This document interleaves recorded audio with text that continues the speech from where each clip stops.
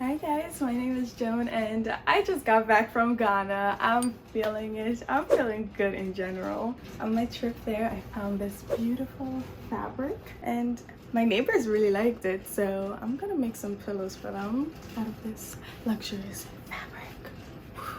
Let's get started. Based off of this pillow that was already there, I decided to make 2 pillowcases that are 20 by 20 inches. With that in mind, I grabbed my fabric, measured out 20 inches, then added half an inch for seam allowance. In total, I am cutting 2 front pieces that are 20.5 by 20.5 inches. With whatever size pillow you want to make, just add half an inch for seam allowance, then cut out your front piece. Since I am making 2 pillows, I doubled up my fabric to cut 2 front pieces in one go. Now that I have 2 front pieces, I'm going to make the back spots. I'll just work with one pillow and replicate the same thing for the next pillow. We will cut out 2 back panel pieces for each pillow. You want the width of this to be 75% of your full pillow's width.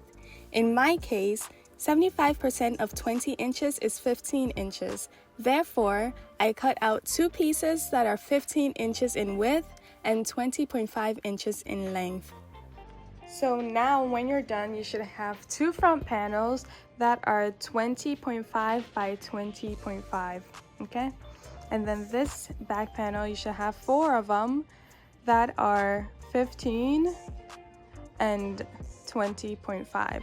Before we carry on, let's just take the time to iron out all these creases and then I get back to you. Now that they're ironed, we'll get out the sewing machine and start sewing. For each of the back panels, I hemmed one of the long sides as shown.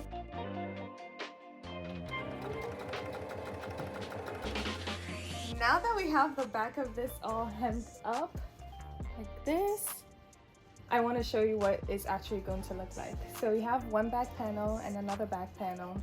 And what's going to happen is these 2 are going to overlap like this in the back. And when you want to put your pillow in, you'll sneak it in here. So here's the back, and we'll put one of the fronts on it, like this. So we'll make sure to line them up so that their full width matches up with the front side. Let me do that. Okay, like this. So make sure that the right sides are facing each other, and then you're gonna sew all around the edge here with a straight stitch. Once you get to a corner, make sure that the needle is down. Lift the foot of the machine, pivot your fabric, then put the foot back down. Now you can continue to sew.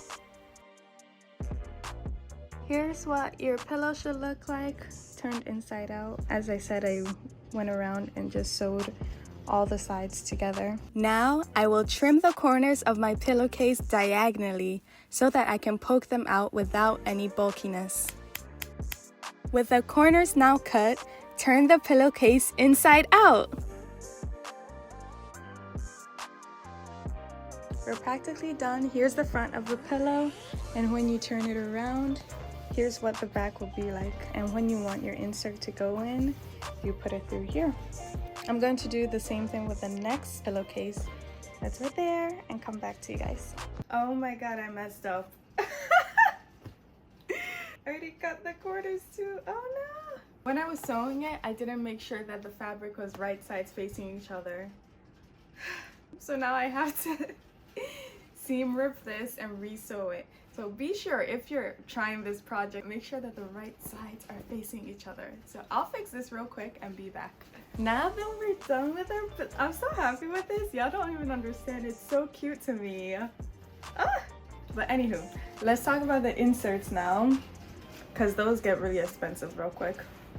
What I usually do, if you have like a sad pillow that you sleep on, this one's even coming out. But yes, what you can do is push the stuffing onto this side and then basically make a seam where for whatever size your pillowcase is, and then you can use that as an insert. If you have any floppy pillow, just in general, put the inserts from another pillow into it and then make your own insert, because there's no reason in buying a new one. As I said, I took an old pillow I had and measured out 22 by 22 inches. I personally like to make my pillow insert larger than my pillowcase.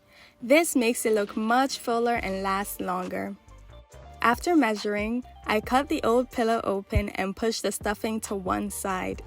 I then took it to the sewing machine to close it up.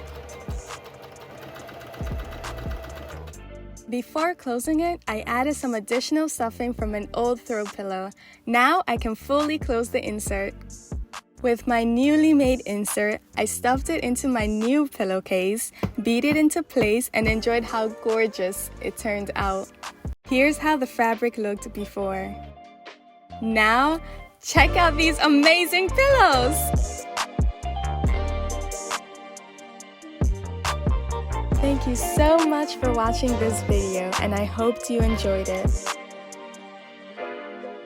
Be sure to like and subscribe for more DIY and home decor videos. See you next time!